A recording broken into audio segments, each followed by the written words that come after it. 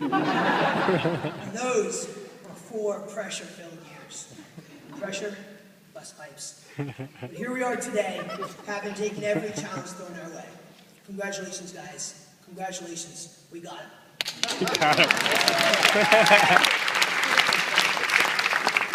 We did not make it here alone, though.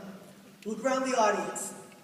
We owe a great gratitude to those that have joined us today and others who join us in spirit. Thank you, Mom and Dad, and all of our family members and friends for their continuous encouragement and support. Thank you, faculty and staff, for all your guidance, teaching, and mentorship. Some of us owe a special thank you and appreciation to our significant others and children for their understanding, unwavering commitment, and patience during our busy and consistent schedules. This morning so far has been absolutely amazing and at times overwhelming. There's a palpable level of excitement and pride throughout this audience. I came into today knowing that saying words of thank you, appreciating them, would fall short of what they've meant to us. And I stand up here right now, struggling to find more words to say to them to express our appreciation. So all I can say once again is thank you all very much.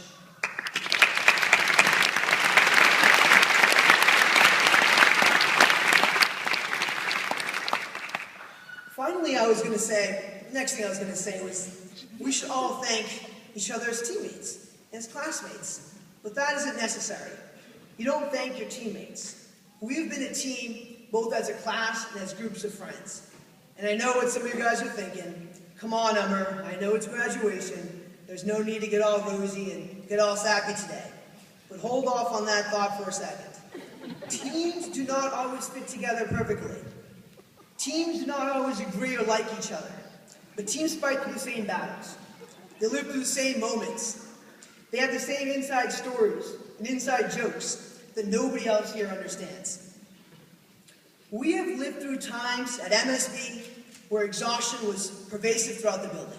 Unhappiness was through the roof. Forcing ourselves to go through one more lecture, and only to realize we were wasting our time and falling asleep. Sometimes we're woken up by a gray-haired man ranting and raging at the computer, and we all could just look at each other and we understood what was going on. We redefined and popularized certain catchphrases such as, "Don't tell me how to live my life," "mental toughness," "I bussied that," "I'm an athlete," "I don't hate it," "Welcome to the show." We all know some of the ridiculous stories and nicknames we have for you people in this class. Don't worry, I won't be repeating any of them or mentioning any of them today. We have spent so many memorable times at places like the Stetson Pool, the Bishop House, the Ping Pong Room, the MedVac Clinic, the Auditorium for Talent Show, of course 7051, and the list goes on and on. We have lived interesting and at times forgettable moments throughout the area, be it in Clifton, downtown, Mount Adams, Newport, and other locations. We've all had our patience pushed to the limit during boring hours on rounds or in the OR. We've all tried through so many days, such as the first day of school, the white coat ceremony, the end of each academic year, match day, the last day of school, and now honors day today. Yes, there have been instances where individuals have tried to achieve their own goals at the expense of others. Yet those instances came up far short and extremely small against the collective will of our class.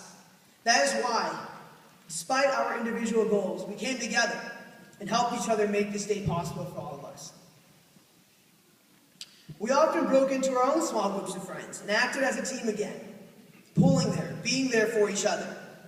We've all been through some rough times in our personal life while here, but we've tried to support each other and lift each other up. After today, we're going our separate ways, but these connections and friendships, they're not going anywhere. From future weddings to reunion trips, to random opportunities, to randomly meet up and hang out, to fantasy leagues, we've still got a lot of fun waiting for us.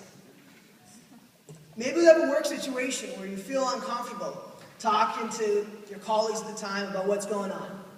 Well, I'm sure a lot of us won't hesitate to call a certain individual in this class to talk to them about that. Maybe you have a situation at work where you think something's funny, and everybody's looking at you like, what's wrong with this guy? What's going on with him or her? And you're starting to think, am I weird? And you get a little paranoid. Next thing you know, you text your buddy and you get the reassurance that, okay, no, this is an inside joke, that's why I'm laughing. You know, you may find yourself around someday being quizzed, absolutely clueless, and resorting to our golden apple instructor, Dr. Fisher's 20, 50, 80 rule. And I have to admit to all you guys today, on rounds, I have used that rule before to get several questions right. I know we will be polite when other residents talk about the great things and people at their schools, but deep down, we know they got nothing on us. The point is that there are individuals in this class that we're going to keep in touch with, and some that we may only hear from in particular moments, but UCOM will never be too far away from where we are. Fair warning for some of you guys, I can almost guarantee within the first hour of the first day of residency, a lot of you will receive a one-worded mass text, exposed. I heard a few laughs. I wish that was a joke. I just hope I won't find myself later on that day sitting on my computer on Facebook posting a one-word status, discharged. There's a famous quotation by Michael Jordan where he discussed the number of times he has failed in order to succeed. During medical school, we all faced many times where things didn't go well, or we thought we couldn't accomplish our goal. Each individual in this class had a level of talent and a level of mental toughness within ourselves to overcome those failures and arrive at this point today. Going forward, many of us will encounter situations where self-doubt will creep into our minds. I challenge you now to remember the times when you thought you could not pull it off. You thought you'd fall short. You thought you'd embarrass yourself. You thought you would fail. Yet you persisted and came out on top. I challenge you to always remember the number of times you've succeeded rather than the times that you have failed. Now, if you look around the audience again today and remember those who are here with us in spirit, and remember this moment, from the closest people in our lives, your spouse, children, parents, grandparents, extended family, and friends, to all those that have educated and guided us here, faculty and staff. They are not just here to celebrate this day with you. They are here because they believe in you and in your abilities.